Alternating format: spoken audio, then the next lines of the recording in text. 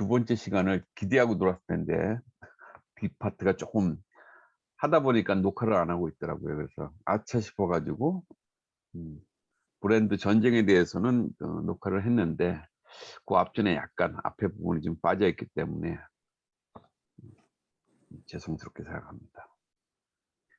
자, 오늘 수업을 진행을 하겠는데요. 일단 4 주차 제가 말씀드린 것처럼 이제 전반 중간고사까지는 우리가 이제 브랜드 중심의 강의를 제가 진행을 하고 있거든요. 그래서 인제 가장 산업 현황에 대한 부분도 포함하지만은 가급적이면 이제 브랜드 중심에 대한 얘기고요.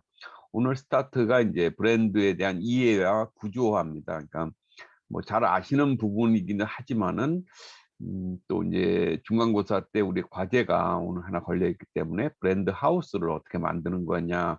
하는 거에 대한 부분을 일단 하나의 예시를 보여 드리면서 여러분들이 이제 과제 발표를 좀 잘 하시기를 바랍니다.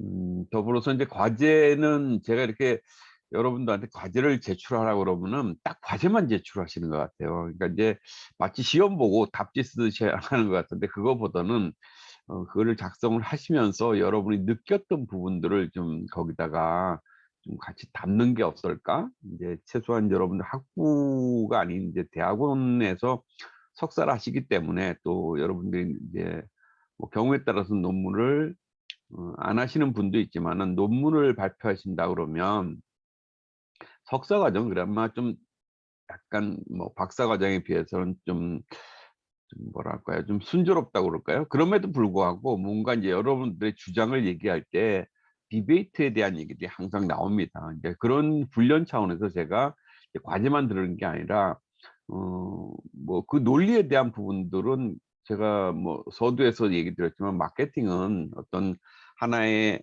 퀘스천에 대한 앤서에 대한 정답이 아니라 여러 가지 상황에 따른 이 솔루션이고 그것은 뭐 여러 가지 솔루션과 더불어서 인제 시대의 흐름, 트렌드의 변화 이런 것들이 포함된 거로 볼 수가 있거든요. 그래서 뭐 과거의 브랜드를 어떻게 이렇게 뭐 하이어라키라든지 브랜드의 퍼스널리티라든지 이런 부분에 대한 것들이 나왔다 하더라도 현지에 오면서 그것이 자꾸만 또 진화 발전하거든요. 그래서 여러분의 의견들이 좀 중요한 것 같아요. 그래서 제가 일단 그 이 하드웨어적인 어떤 이렇게 스트럭처를 여러분한테 드리지만 거기에 추가적으로 여러분의 의견들 여기에 브랜드라 하면 브랜드의 아이덴티티를 강화시키는 또 브랜드의 자산을 좀 더 이렇게 고부가가치화시키기 위해서는 어떤 부분이 더 필요해. 그런 얘기를 좀 담아 주셨으면 하는 생각이 좀 들어요. 그래서 과제 포맷의 한 장만 제출하시는 게 아니라 여러분이 이걸 작성을 하시면서 뭐 느꼈던 부분이라든지 아니면은 여러분이 이제 어떤 특정 여러분 회사의 브랜드나 아니면 뭐 외부의 브랜드 중에서 선정을 하셔도 되거든요. 그 브랜드의 실질적으로 인제 인포메이션은 여러분들이 뭐 홈페이지라든지 뭐 다양한 부분에서 얻을 수 있지만은 그럼에도 불구하고 안 나타나는 부분이 있을 수 있거든요. 그러니까 뭐 제가 오늘 강의에서는 아모레퍼시픽에 대한 부분이 좀 많이 좀 들어가 있긴 하지만 왜냐하면 국내에서 가장 그 뭐 브랜드 관련해서 그 화장품 쪽에서 대표적인 회사이기 때문에 근데 아모레퍼시픽만 하더라도 잘된 부분도 있지만은 그렇지 않은 부분도 상당히 많거든요. 그러니까 그런 것들을 그냥 액면 그대로 받아들이는 게 아니라 여러분이 한번 해석을 하고 뭐 여러분의 의견을 거기다 좀 담았으면 하는 것이 제 의도거든요. 그래서 그냥 한 장만 하지 마시고 여러분이 느꼈던 부분들 그다음에 뭐 각 브랜드 그 회사들이 인제 어떤 추구하는 바에 좀 미진한 부분이라든지 여러분이 재현을 한다 그러면 그러니까 여러분이 그 회사의 브랜드를 진단하고 그다음에 컨설팅을 해 준다면 하는 개념에서 했으면 좋겠다는 생각이 좀 들어요. 그래서 어 과제에 대한 부분들이 뭐 시험을 안 봐서 좋을 수는 있지만은 이것도 하나의 인제 제가 뭐 여러분 성적을 매기기 위해서 하는 것보다는 여러분의 어떤 훈련 과정들 최소한 석사 과정이라 하면 이 정도의 어떤 최소한 분석 정도? 그래서 저는 박사와 인제 석사 과정을 본다면은 뭐 석사 과정의 대부분의 사람들 경우는 뭐냐면 최소한 어떤 여러분이 마케팅을 하든 또 뭐 지금은 이제 화장품에 대한 부분이지만 그 분야에서 최소한 분석 정도 하는 건 저 석사 과정의 레벨로 봐요. 그러니까 분석해서 뭐 다양한 어떤 의견이 나올 수 있지만은, 그렇지만 이제 박사 과정에 여러분이 들어가면은 분석으로 끝나면 안 되거든요. 분석을 통해서 여러분들이 뭔가 재현을 할 수 있어야 돼요. 그러니까 카운셀링을 할 수도 있어야 되고, 컨설팅을 한다면 여러분 나름대로의 어떤 주장들, 그런 것들을 근거로 해서, 그러니까 앞에 근거가 이제 뭐 어떤 분석의 툴이라면 그런 걸 통해서 여러분 나름대로의 로직을 가져가야 되는 거죠. 그러니까 박사 과정은 어쨌든 여러분이 그냥 쉽게 딸 수 있는 부분이 아니고, 만약에 여러분이 박사 과정까지 이렇게 뭐 학업을 계속 한다 그러면 그 분야에서 진짜 최고가 되셔야 되거든요. 그래서 최소한 석사 과정에서도 그냥 단순하게 '아 이게 과정이니까 넘어가지 않았으면 좋겠다.'는 게 제가 이제 과제 제출에 대한 의미이기 때문에, 뭐 여러분들이 좀 어렵더라도 그런 어떤 훈련한다는 개념에서 좀 접근해 줬으면 좋겠다는 생각이 듭니다. 서론이 좀 길었지만 어쨌든 여러분들이 이제 어 중간고사 전까지, 그러니까 7 주차까지 해서 인제 여러분 제출해 주시면 됩니다. 꼭 요번 주에 과제에 대한 내용이 나가지만은 요번 주에 꼭 제출할 필요는 없습니다. 자, 인제 브랜드에 대한 얘기를 좀 들어가 볼게요. 그전에 인제 좀 인트로에서 최근에 어떤 2030, 그러니까 우리가 뭐 MZ 세대라고 얘기를 하면서 되게 이제 트렌디한 부분들을 많이 어 좀 관여하고, 뭔가 그네들의 어떤 그 많은 의견들이 또 뭐 사회적으로도 그렇고 산업적으로도 그렇고 마케팅에 있어서도 많이 활용이 되기 때문에, MZ 세대에 대한 레트로 브랜딩, 그러니까 뭐 리브랜딩 개념보다는 좀 더 다른 부분 같아요. 뭔가 이제 과거에 대한 소환이라든지, 그래서 제가 이제 명칭을 붙인 것이, 이제 우리가 새로운 브랜드를 낸다 그러면 브랜딩에 대한 부분이고, 이 브랜드를 갖다 뭔가 좀 리뉴얼하고 리프레시하게 하는 걸 우리가 리브랜딩이라고 얘기를 하거든요. 근데 그거하고 별도로 해서 최근에 여기 보여드리는 몇 가지 브랜드 리브랜딩 같은 경우는 이제 레트로 브랜딩이라는 개념이 좀 도입되지 않았는가, 저 나름대로 분석을 좀 해봤습니다. 첫 번째가 이제 여러분 잘 알고 계시는 바카스라는 브랜드인데요. 이 바카스는 진짜 꽤 오래됐잖아요. 그러다 보니까는 좀 올드하기도 하고, 과거에 본다면 유통 라인 자체가 이제 약국에서만, 최근에는 이제 이렇게 마트 영역, 뭐 아니면 편의점 영역에서도 이제 이 유통이 좀 바뀌긴 했지만은, 이제 비타오백이라는 어떤 브랜드가 새로 탄생하면서 이 카테고리에서 어떤 경쟁이 생겼던 부분이죠. 그렇지만은 그렇게 오래된 브랜드들이 뭐 아마 최근에 들어서 이제 이런 어떤 뭐 바카스, 여러분 바카스 젤리라는 제품이라든지 몇 가지 제품들이 이제 나옴으로 해서 이제 오히려 이 바카스에 대해서 젊은 층들이 인제 많이 다가온 것도 있지만, 그전만 하더라도 아마 광고에 있어서 계속적으로 이런 어떤 세대들과의 지속적인 커뮤니케이션을 하려고 노력한 브랜드라 생각을 합니다. 그래서 대학생들의 뭐 국토 종주 그 이벤트에 참여를 한다든지, 아니면은 이제 광고에 있어서 본다면 상당히 많은 부분에서 인제 바카스 광고를 했죠. 그것이 꼭 제품에 대한 광고보다는. 그래서 여러분이 알고 있는 부분에 본다면은 이제 바카스와 이제 비타오백에 대한 이게 브랜드 전쟁이 한번 벌어진 경우가 있잖아요, 새롭게 나오면서. 근데 이제 비타오백은 유통에 있어서 좀 자유로웠던 그런 부분이고, 뭐 나름 좀 히트를 했죠, 이 당시에 본다면 비타오백이 나와서. 근데 이제 비타오백은 어찌 보면 성분에 대한 얘기를 했던 거죠. 인제 이 브랜드에서도 본다면 비타민에 대한 500mg이 뭐 하루에 우리가 취해야 될 어떤 그 용량이다, 이런 개념으로 했는데, 그럼에도 불구하고 바카스는 계속적으로 그런 광고를 같이 한 게 아니죠. 만약에 저는 그런 측면에서 상당히 바카스가 좀 나름 자기네 전통성도 살리면서 소비자한테 어떤 그런 커뮤니케이션을 잘하지 않았는가, 이런 생각이 좀 드는 사례가 이 바카스 사례 중에 하나입니다. 만약에 비타오백에 나와서 이렇게 막 치고 들어올 때 만약에 가울님이 이 동아제약 바카스의 이 바카스 브랜드를 담당하는 브랜드 매니저라면은 어떻게 대응을 했을까요? 어떻게 대우했을 것 같냐고요? 대응을 했을 거냐? 아 어떻게 대응했을 것 같냐고요? 아 바카스면요? 예예. 그러니까 비타 비타 500이 500 나왔을 때 상당히 되게 액티브하고 되게 광고라든지 공격적으로 한 부분들이 있었잖아요. 지금 꽤 몇 년이 네. 지나긴 했어요. 네. 만약에 그 당시에 다울님이 바카스의 브랜드 매니저라면은 어떤 판단을 했겠느냐 하는 생각 의견을 좀 주시라는 겁니다. 음. 아 음. 일단 비타 500보다 바카스가 좀 더 음 오래됐잖아요. 예.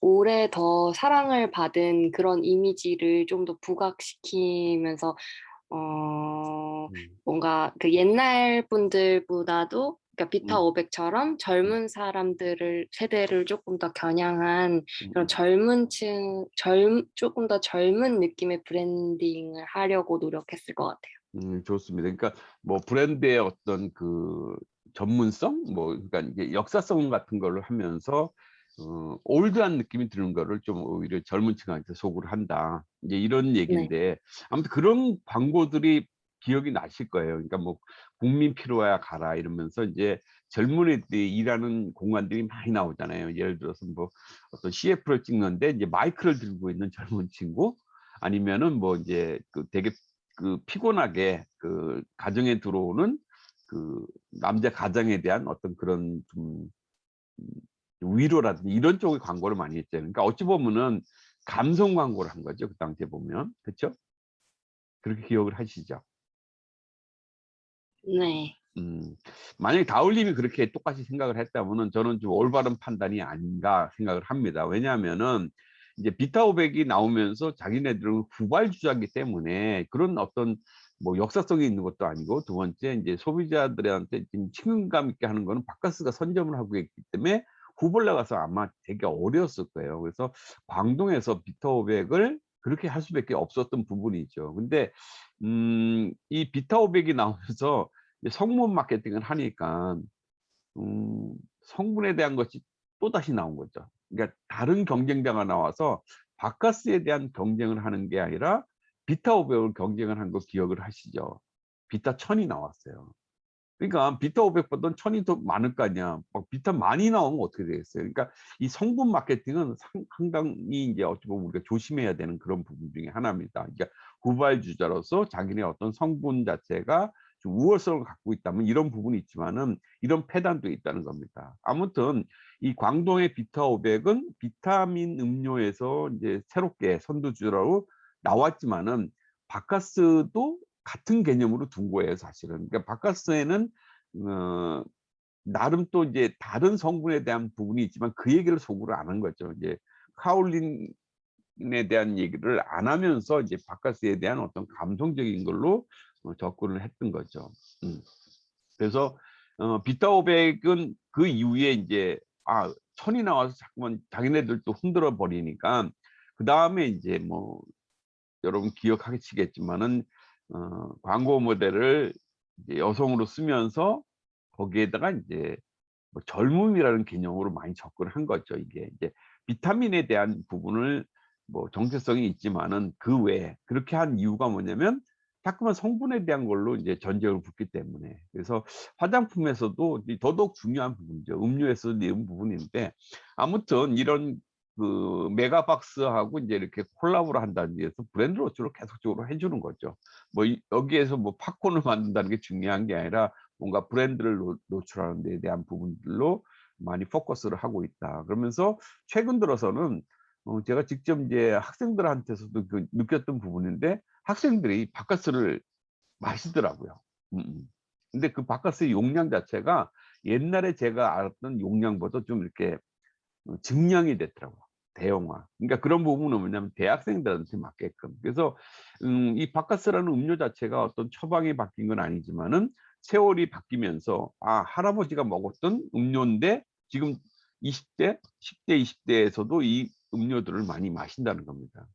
한 가지 더해서 얘기한다면은 뭐 에너지 음료 그러니까 소위 말해서 이제 뭐 그 카페인 음료에 대한 부분들이 이제 바카스로 오히려 더 이렇게 취한되는 그런 요소들이 이제 어떤 그런 계속적인 젊은 층하고의 커뮤니케이션에서 나온 것 아닌가 생각이 듭니다.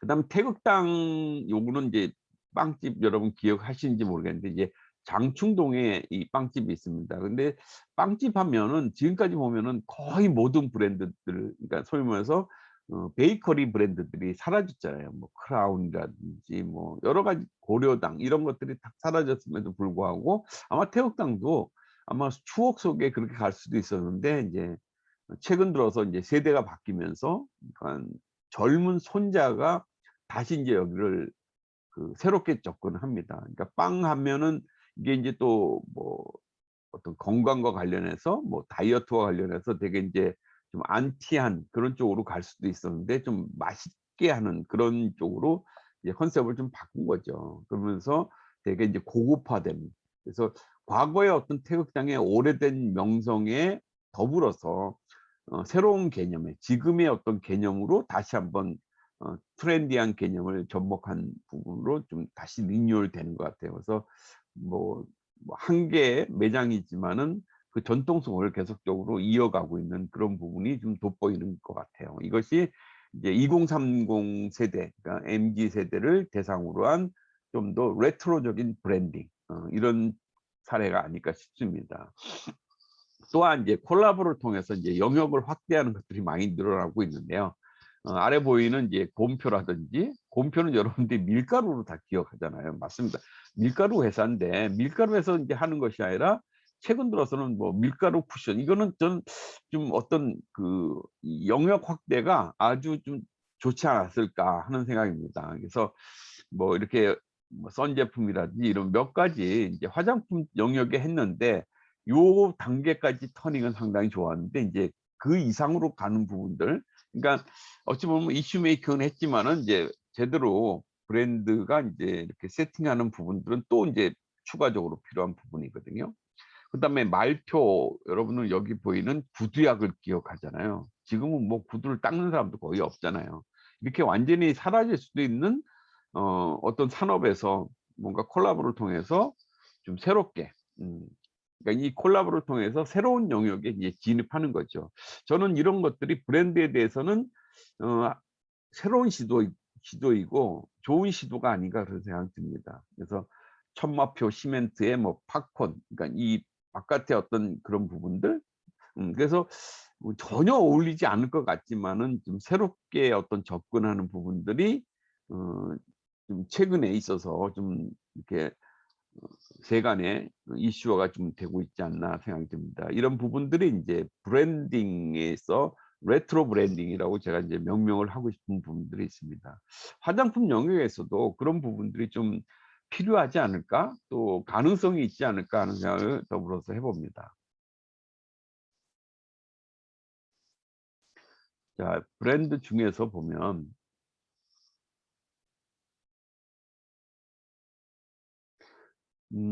1980 년대, 90 년대를 이렇게 지나면서 이제 여기 보면은 화면에 전부 인제 뭐 노란색으로 거기 도배가 돼 있잖아요. 그러니까 예전에 이제 봄 화장품 하면은 대표적인 게 이런 레몬 화장품이 뭐 각사마다 각 브랜드마다 인제 레몬 화장품을 냈습니다. 또 여름이 되면은 이렇게 이제 아이스쿨이라는, 지금 개념하고 좀 틀리죠. 지금은 이제 UV에 대한 이슈가 더 많기 때문에 하지만은 예전에는 좀 더 쿨링한 이런 썸머 제품이라는 것들이 이제 또 계절 화장품으로 자리를 매김을 했고요. 특히 썸머 메이크업 쪽이 더 이제 곽광을 많이 받게 됐었죠. 이제 워터프루프한 거라든지 이런 요소 때문에.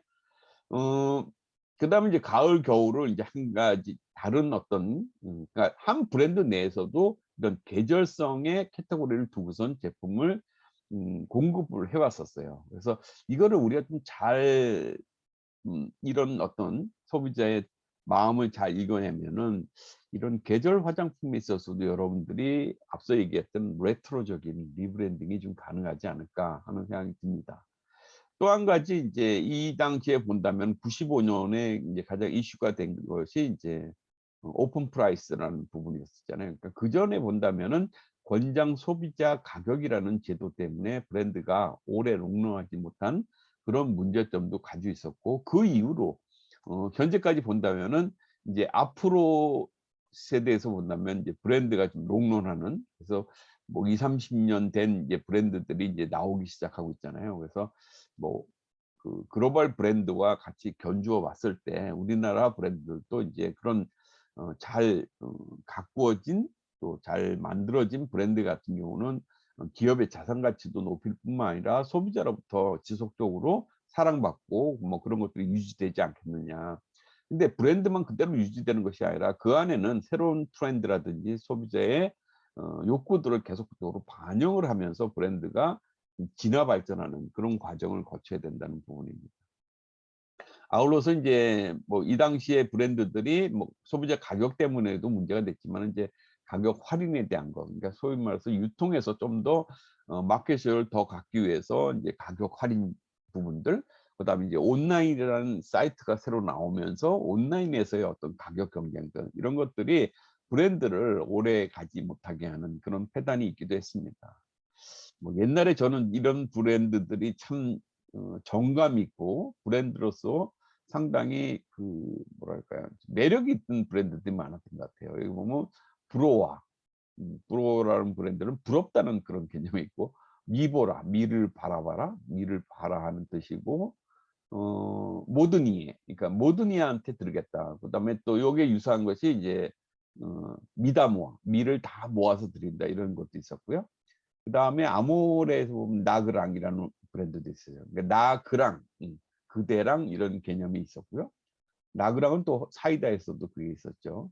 그다음에 여기 보면 탐스핀이라는 브랜드가 있어요. 탐이나라는 브랜드도 있지만 탐스핀은 뜻 자체가 탐스럽게 피었다 그래서 탐스핀입니다. 그다음에 화니핀이라는 브랜드가 또 있어요. 환하게 피었다 그래서 어 화니핀이라는 브랜드가 있었고, 이제 탐스핀 자체가 주로 이제 메이크업의 브랜드라면 화니핀은 이제 기초에 대한 브랜드로서 그렇게 됐고요. 탐이나라는 거는 탐이 난다, 이런 뜻을 갖고 있고, 아무튼 이 당시에 본다면 상당히 좀 브랜드로서 매력을 많이 가하는 어떤 그런 은유적인 브랜드들이 상당히 많았다 하는 생각이 듭니다.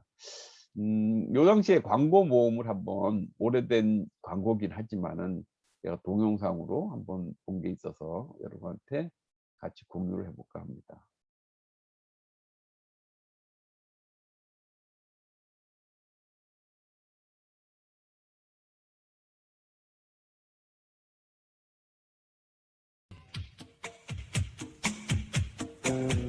누가 여름을 두려워하냐? 광고 보이시나요? 나그랑 트윈 케이크. 햇살 속에 자유롭게, 물에서도 산뜻하게. 자외선에 타지 않고 땀에도 물에도 얼룩지지 않아요. 나그랑 화사하고 시원한 여름 메이크업. 아모레 나그랑. 하면 에스테 컬러 메이크업.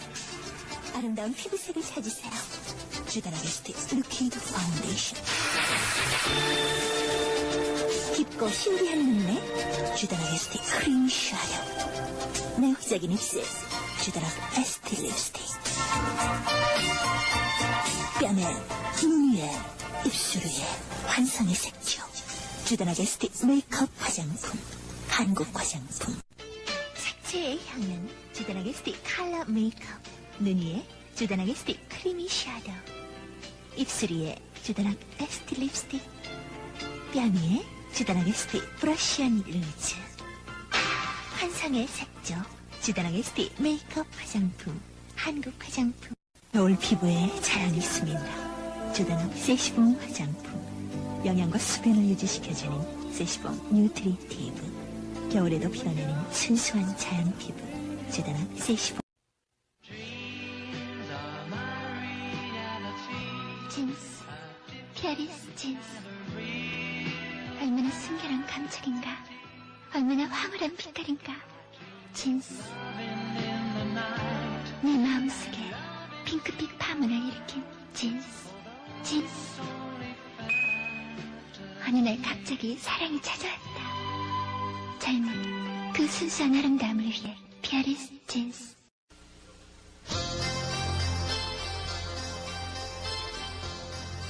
겨울을 위한 미네르바. 피부가 자연의 생명력을 심호흡한다. 미네르바. 금자나 추출물로 피부에 새로운 젊음을.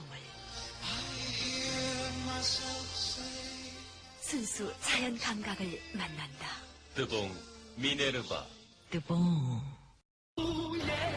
탄생 에코와 리브를 투명한 피부만큼 아름다운 것이 있을까? 에코와 리브를 에코와 리브레는 보습과 영양의 밸런스, 그 밸런스로 투명해지는 피부. 에코와 리브레 나들이 코티 화장품, 올림픽 공식 화장품 아모레 탐스킨 화이트. 하얗게 다가온다. 탐스킨 화이트.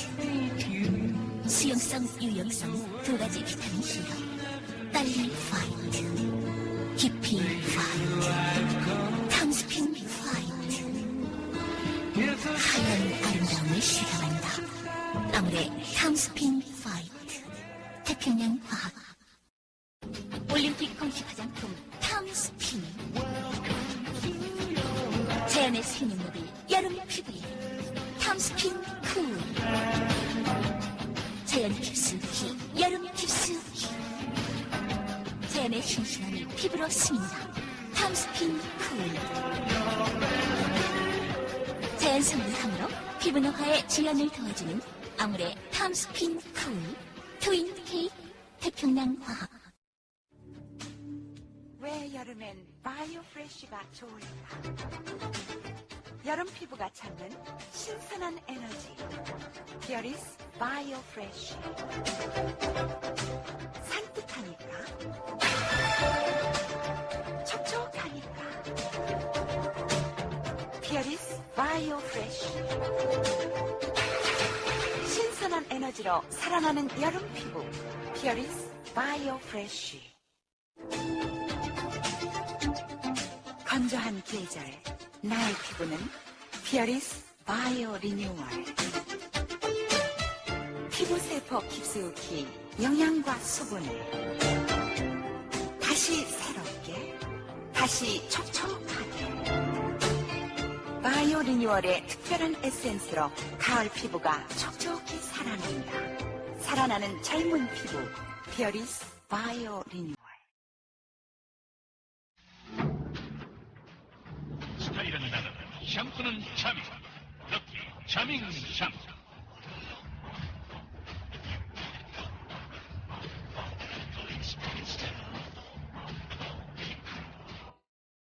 예, 여기까지만 많이 내용이 있지만은 또 지루할 것 같아서 여기까지만 같이 공유를 하고요.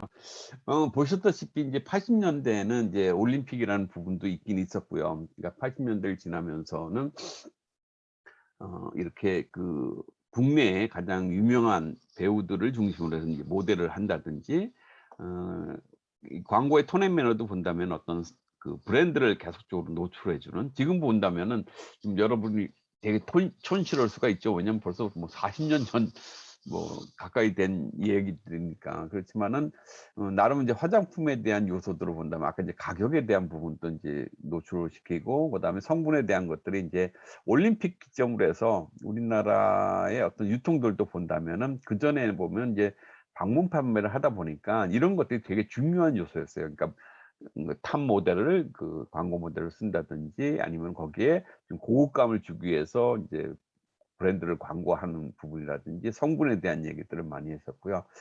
잘 아시다시피 이제 88년도 이제 올림픽을 기점으로 해서 이제 화장품 전문점이라는, 그러니까 그 당시에는 이제 할인 코너라고 보통 얘기를 했었는데, 그런 어떤 그 오프라인의 이제 방문 판매로부터 이제 이렇게 진화되는 과정들이 생기는 거죠.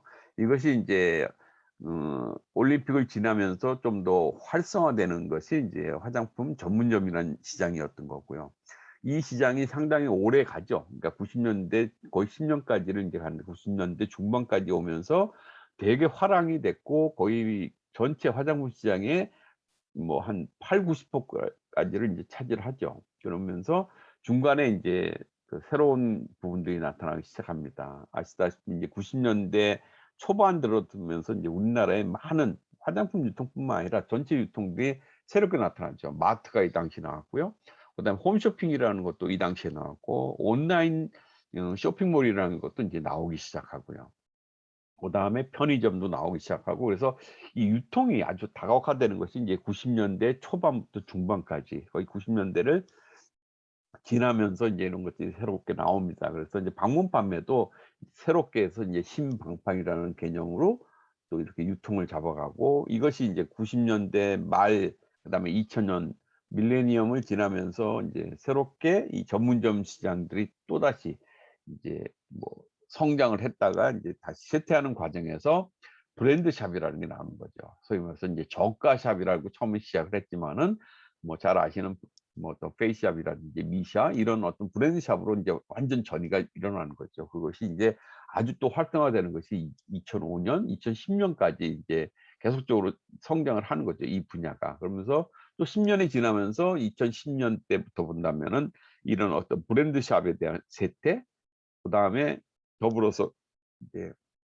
과거의 어떤 어 화장품 전문점으로 가는 것이 아니라 이제 새로운 어떤 개념이 나오잖아요. 그것이 인제 올리브영이라든지 뭐 음 랄라블라라든지 이런 어떤 또 H&B 샵들이 인제 나오기 시작하잖아요. 그러니까 계속적으로 유통이라는 거는 이 브랜드와 함께 같이 이렇게 진화 발전하는 과정들을 또 더불어서 인제 뭐 사회 트렌드와 계속적으로 인제 보조를 맞추면서 발전한다는 그런 부분을 볼 수가 있습니다.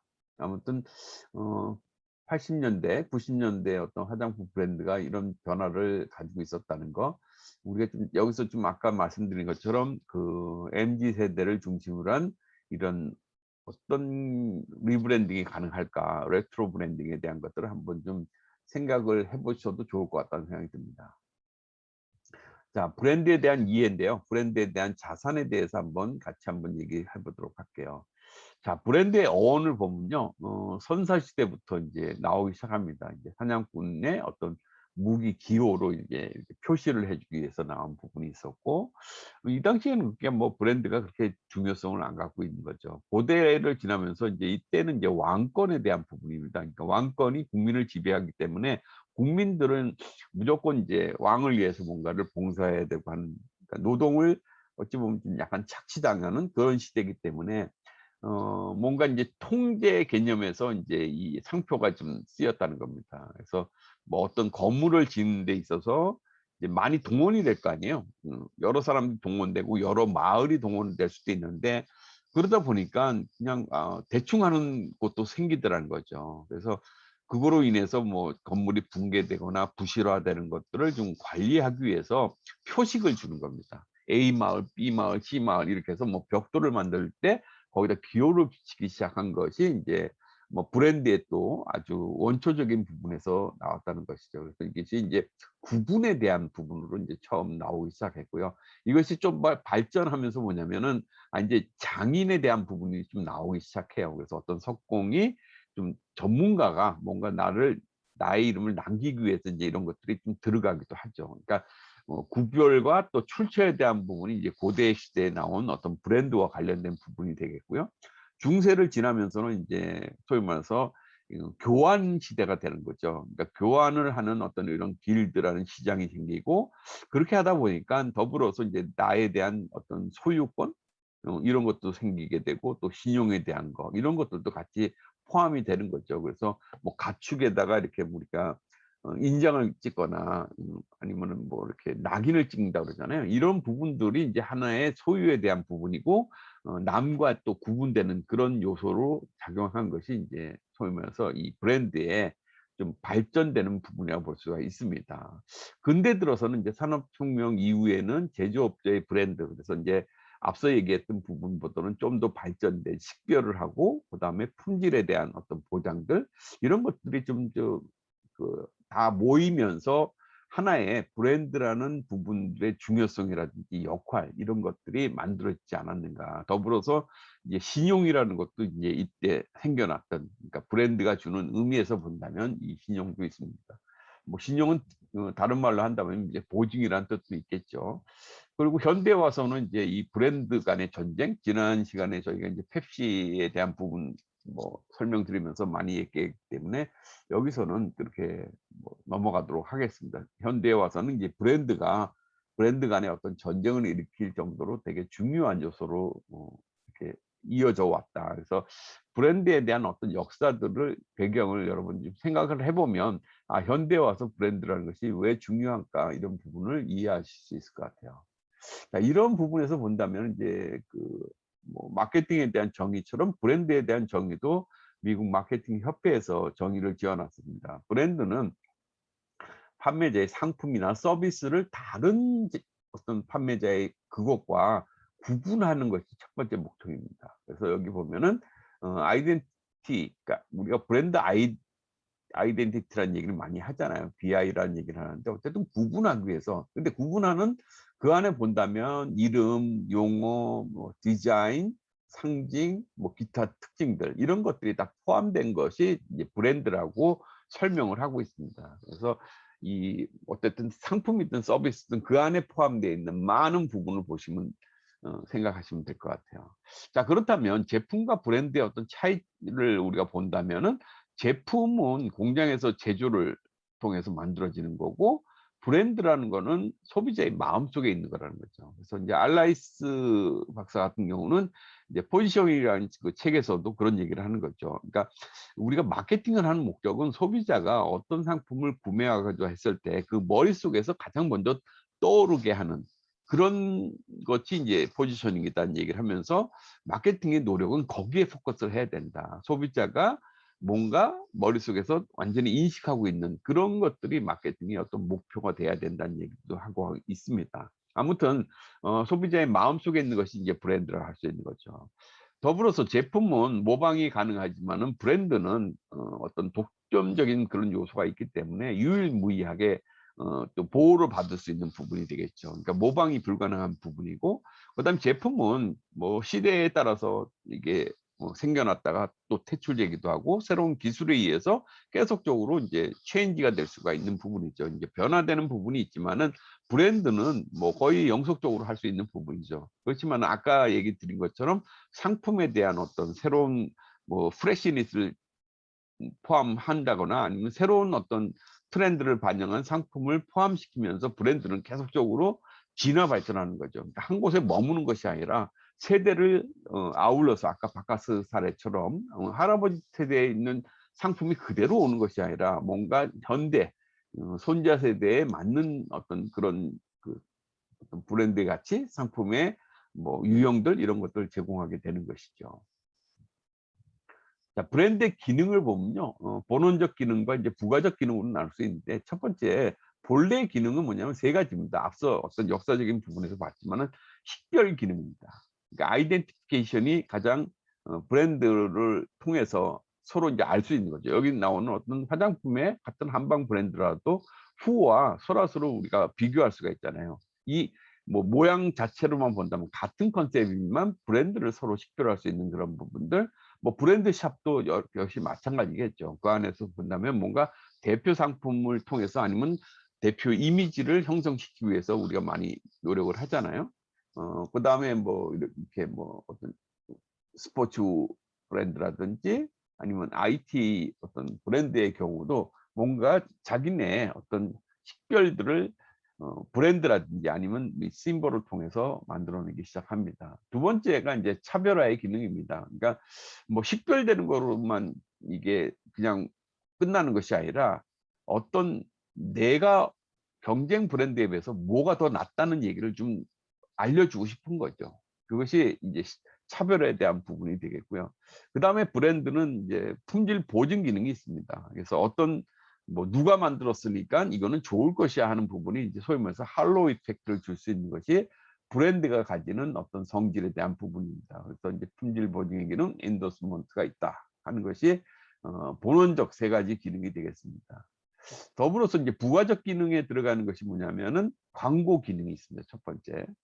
두 번째로 본다면은 이제 이 자산적 기능도 있죠. 그러니까 이 브랜드 하나 때문에 여기 보면 에프킬라 같은 경우는 거의 300억에 P&G한테 이제 매각이 됐죠. 지금 현재 또 이제 뭐 다른 브랜드도 있잖아요. 뭐 홈키퍼라 이런 것들이 있는데 어쨌든 이 에프필라 그러니까 브랜드로만 상표로만 본다면은 이것이 되게 단순한 거잖아요. 그러니까 그런데도 불구하고 '왜 저런 거를 300억에 살까?' 하는 부분들은 소비자가 인지하고 있는 부분이라든지 유통에 대한 부분이라든지 그러니까 단순하게 어떤 기술적인 그런 부분이 아닌 그 이상의 브랜드가 오래 지속됨으로써 이제 자산 가치화 된다는 겁니다. 심지어 로켓 배터리 같은 경우는 660억에 매각이 됐어요. 그래서 여러분 잘 아시는 이 로켓 배터리 이전에 이게 있을 당시에는 거의 이제 국내 이 배터리들을 다 이제 그 독점하기 시작했던 거죠. 근데 여러분 아시다시피 이제 해외에 뭐 오래가는 그런 그 해외 브랜드들이 들어오면서 이제 이 로켓 배터리를 인수를 했는데 그 이후에 로켓 배터리는 사라져 버렸어요. 뭐 최근에 여러분들이 벡셀이라는 또 브랜드를 아시겠지만은 벡셀은 이 로켓 배터리에 있던 사람들이 인제 그 계약 기간이 끝난 다음에 인제 별도로 또 만들기 시작했는데 왜 그렇게 했느냐. 이 브랜드를 굳이 샀으면 저걸로 유지를 하지 왜 했을까 하는 부분인데 자기네들이 인제 글로벌하게 가는 브랜드이기 때문에 그것들이 인제 그러니까 국내에 들어올 때 기존의 로컬 브랜드와의 어떤 경쟁이 치열해지고 이러기 위해서 또 아예 매입을 해서 없애버리는 이런 것도 전략에 들어간 거죠. 그러니까 아무튼 이제 파는 사람 입장에서 인제 이게 자산적 가치가 있겠지만은 나름 어떤 시장을 이렇게 소위 말해서 선점한다는 그런 개념에서 본다면은 이렇게 브랜드를 매입하는 것도 있다는 겁니다. 그다음에 상표권은 아시다시피 이제 지적재산권에 해당이 되기 때문에 이 보호적 기능이 될 수가 있고요. 그다음에 인제 확장적 개념 기능이 포함이 됩니다. 이제 BMW 같은 경우 본다면 여러분이 뭐 소형차류를 우리가 BMW 3 그다음에 중형차를 5 그다음에 대형차를 7 이렇게 인제 구분을 하잖아요. 이런 것처럼 이 하나의 브랜드가 제대로 세팅이 되면은 거기서 인제 SKU를 다양하게 이렇게 낼 수 있는 그런 것들이 인제 상표 브랜드의 어떤 중요한 요소라고 볼 수 있고요. 그다음에 마지막으로 이제 심볼이 가능합니다. 앞서 말씀드렸던 이제 뭐 나이키 같은 경우도 그 어떤 심볼만 보더라도 그러니까 브랜드를 인식하게 되고 그 브랜드가 추구하는 철학 여러 가지들을 다 우리가 내포하고 있기 때문에 그래서 그런 어떤 상징에 대한 기능을 가져가는 거고요. 뭐 화장품에서도 본다면 랑콤 하면은 우리가 뭐 하여튼 글로벌적인 그 프리미엄 브랜드로 인식을 하고 있지만은 랑콤의 어떤 장미, 저 장미라는 문형 자체가 랑콤을 상징적으로 표현해 주기도 하죠. 그리고 브랜드 스토리도 역시 같이 포함되어 있는 부분이 되겠습니다. 이렇게 5가지 부분이 이제 부가적으로 브랜드가 주는 기능이라고 볼 수 있습니다. 자, 브랜드가 또 브랜드의 이제 중요성으로 본다면은 이제 마케팅 효과가 있는데요. 그러니까 브랜드에 따라서 앞서 얘기한 것처럼 어떤 브랜드에 대해서 이제 충성도를 가지게 되는 거죠. 충성도를 갖게 되는 거는 브랜드 인지를 통해서 혹은 브랜드의 이미지가 좋아서 혹은 브랜드의 어떤 이렇게 차별화, 뭐 좀 강력함, 그다음에 우호적인 이런 부분 때문에 이제 충성도가 생기기도 하죠. 더불어서 인제 이런 것들을 통해서 브랜드를 신뢰할 수 있고 고객의 어떤 욕구를 충족시켜 주고 또 차별된 약속을 하는 것이 인제 충성도와 관련된 부분이고요. 이런 충성도를 통해서 인제 우리가 마케팅 효과를 갖게 되는 거는 뭐 충성도뿐만 아니라 인제 마켓 쉐어를 더 크게 하는 부분이고 또 이런 부분들이 매출과 수익을 어 더 이렇게 플러스적으로 만들어 주는 상승시켜 주는 효과가 있기 때문에 우리가 브랜드 마케팅을 하려고 하는 부분들이죠. 그래서 우리가 뭐 삼성 이게 전자제품뿐만 아니라 이렇게 화장품 쪽에서도 다양한 어떤 브랜드에 대한 자산 가치를 우리가 생각하고 있습니다. 인터브랜드에서 이제 매년 발표하는 부분인데요. 2020년에 이제 글로벌 베스트 이렇게 브랜드를 발표를 합니다. 여기 보면 이제 1등이 지난번에 제가 이제 팡에 대한 얘기를 잠깐 드린 것처럼 대부분 이제 디지털 관련된 그 업종들이 지금 많이 들어가 있습니다. 뒤에 설명을 드리겠지만 어쨌든 제조업체보다는 이 브랜드에 대한 부분들이 좀 더 부각되는 부분들이 더 많다는 거죠. 여기 보면 아마존 같은 경우도 유통에 대한 부분이 있잖아요. 그다음에 마이크로소프트는 이제 컴퓨터와 관련된 부분, 그다음에 구글은 검색에 대한 부분, 삼성이 뭐 상당히 많이 이제 업그레이드 된 거죠. 이제 삼성에 이제 뭐 다양한 어떤 업종이 있기는 하지만은 그 중에서도 본다면은 이제 뭐 스마트폰과 더불어서 이제 애플과 어떤 경쟁을 통해서 지속적으로 이제 탑 5까지 들어갔었습니다. 이제 뭐탑 10에 들어간 이상에 대한 부분이 있고, 또 자동차 관련된 것도 이렇게 있습니다. 이 코카콜라가 6위인데 사실은 몇 대 전만 하더라도 이 코카콜라가 항상 1등이었거든요. 1등 브랜드인데 이 코카콜라를 이제 애플이 이제 밀어내기 시작한 부분이죠. 여기 빨간색으로 본 거는 최근에 이제 어떤 디지털 환경에서 새롭게 나오는 부분이 됩니다. 잘 아시는 뭐 인스타그램이라든지 유튜브 이런 것들이 이제 순위권에 좀 들어오고요. 그 다음에 화장품 쪽으로 본다면은 뭐 여기 샤넬, 그 다음에 로레알 그룹이 이제 여기 또 100위권 안에 들어와 있고요. 그 다음에 이제 테슬라가 전기 자동차로서 이제 새롭게 부각된 부분, 그 다음에 넷플릭스도 새로운 개념의 어떤 도입이 된 것이죠. 그 다음 보면 뭐 아까 자동차에서 보면 현대 플러스 이제 기아가 들어가 있고요. 그 다음에 이제 100위권에 저희가 지금 같이 소통하고 있는 이 줌 US도 새롭게 들어온 겁니다. 이거는 사실은 작년까지도 없었던 부분입니다. 작년에 이제 2019년까지만 하도록 없었던 브랜드임에도 불구하고, 물론 이제 있을 때는 있었지만은 이렇게 부각이 된 거는 이 코로나 팬데믹을 통해서 이제 완전히 부각이 됐다고 볼 수가 있겠죠. 그리고 뭐 중국의 화웨이도 이렇게 좀 부각이 되는 부분이 있고요. 아무튼 새롭게 좀 바뀌고 있는 부분들이 있고요. 특징들을 한번 볼까요? 글로벌 브랜드 100위에 들어간 걸 보면요, 이 아마존이 엄청나게 지금 급부상을 한 부분이고, 마이크로소프트도 그렇고, 뭐 스포티파이는 여러분 아시는 그 우리나라로 보면 멜론 같은 거잖아요. 그래서 음원을 이렇게, 그러니까 뭐 스트리밍 사업에 대한 부분들이 상당히 좀 부각이 되는데, 뭐 IT 관련된 업종이 16개, 자동차 업종이 15개입니다. 여기에 이제 뭐 여러분도 잘 아시다시피 이제 환경에 대한 부분 때문에 앞으로는 전기차라든지 수소차 이런 것들이 더 부각이 되겠죠. 그리고 이런 자동차 회사들이 심지어는 이제 애플하고 연계를 해가지고 뭐 자율주행 자동차가 이렇게 미래카로 나오기도 합니다. 그다음에 이제 식음료 관련돼서, 그래서 식음료에 대한 거는 이제 뭐 우리가 얘기하는 뭐 조니 워커 같은 브랜드들도 이렇게 다시 부각이 되기도 하고요.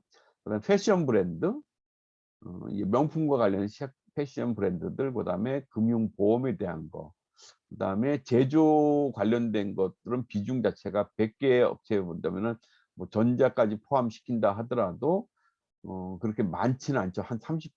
뭐 그 정도가 되겠죠. 그다음에 유통에 대한 거, 스포츠, 엔터 관련된 것들이 있다는 겁니다. 그래서 여기 보시면 아마존, 그다음에 마이크로소프트, 그다음에 스포티파이, 넷플릭스 이런 부분들이 보면 디지털 베이스드고, 아도브도 그렇고 페이팔 이것도 이제 소위 말해서 이제 우리가 스마트 페이먼트에 대한 부분들이잖아요. 이런 것들이 이제 부각이 되고 있다. 그다음에 새롭게 이제 이렇게 도입된 부분을 본다면은 이것이 어떤 새로운 트렌드인데, SNS 커뮤니케이션에 있어서 이제 인스타라든지 유튜브, 그 다음에 줌은 이제 팬데믹 때문에 들어온 부분이고, 이제 테슬라는 이제 전기 자동차로 해서 들어오게 된 부분이 되겠습니다. 2017년 부분하고 좀 구분을 해보면은 뭐 삼성이 이제 하나 더 올라갔죠. 코카콜라가 뒤로 아까 보면은 뒤로 밀리면서, 그다음에 페이스북도 이제 이때는 10위권 안에 있는데 조금 밀린 부분이 있고요. 그다음에 삼성하고 이제 현대자동차가 요 50위권에 들어가 있었습니다. 그다음 넷플릭스하고 화장품 쪽에서 보면 디오르가 이제 100위권에 좀 들어갔던 부분입니다.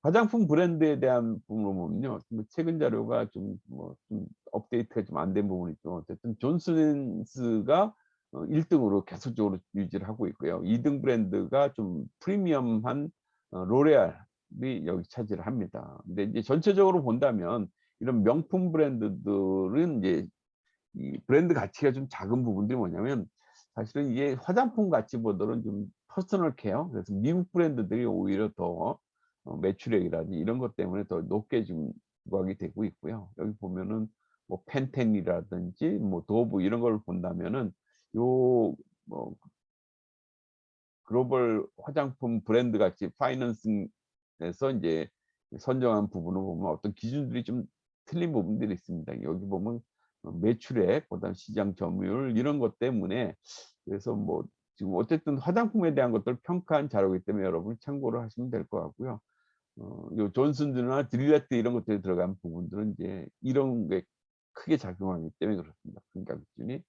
우리나라는 이제 설화수, 이니스프리, 라네즈, 그러니까 전부 이제 아모레퍼시픽의 브랜드들이죠. 이런 것들이 순위에 지금 들어가 있고요.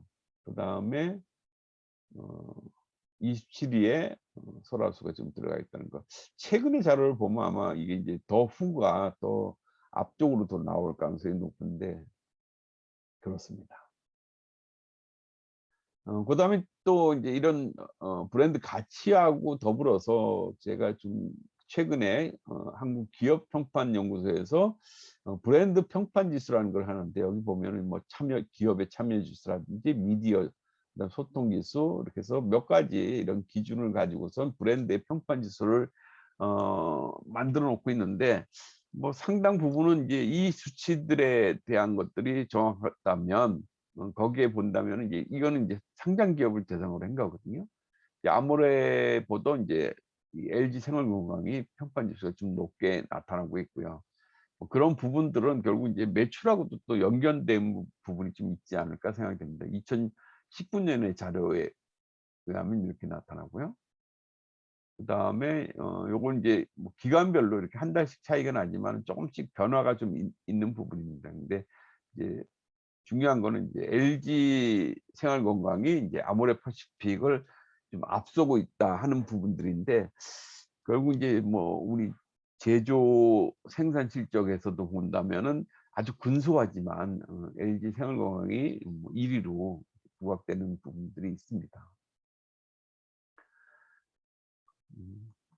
요것이 2017년을 본다면은 아모레퍼시픽이 이때는 앞섰거든요. 전체 부분을 본다면. 근데 이제 이 수치에 근거해서 이제 어떤 순위 변경이 좀 같이 반영되지 않았나 하는 생각입니다. 그래서 뭐 요 지수들에 대한 부분들을 보면은 뭐 각각의 어떤 가중치가 있기 때문에 그런 거지만은, 아무튼 이제 소비자로부터의 어떤 그런 부분이 뭐 가장 큰 영향을 주지 않을까 하는 생각이 듭니다.